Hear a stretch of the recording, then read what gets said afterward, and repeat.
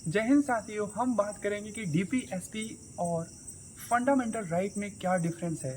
तो याद करिए, जब तेज बहादुर सप्रू कमेटी की गठन किया गया था पंडित जवाहरलाल नेहरू के द्वारा, तो वही तेज बहादुर सप्रू कमेटी के द्वारा Nehru report that is blueprint of Indian constitution, जिसको मोतीलाल नेहरू ने तैयार किया था, उस ब्लूप्रिंट ऑफ इंडियन कॉन्स्टिट्यूशन यानी कि नेहरू रिपोर्ट में जो राइट्स दिए गए थे, जो राइट्स को बताया गया था, उन राइट्स को दो हिस्सों में बांट दिया गया।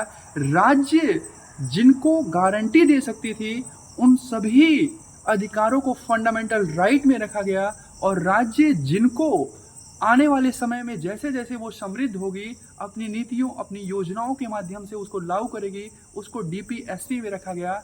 इसका मतलब ये है कि जो हमारा फंडामेंटल राइट है वो प्रवर्तनीय है।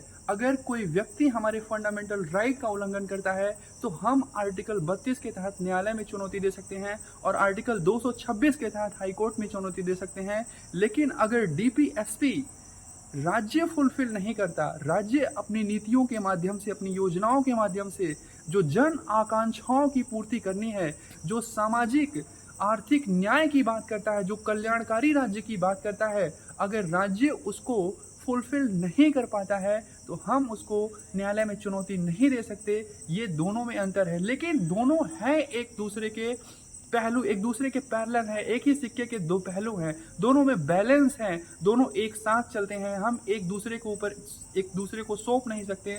और समाज आज़ादी के बाद समय समय पर दोनों को लेकर के विवाद हुआ और सुप्रीम कोर्ट जो है वादों के माध्यम से ये स्पष्ट किया कि दोनों में बैलेंस है, दोनों एक दूसरे के पैरेलल हैं, हम एक दूसरे को सौंप नहीं सकते। Thank you.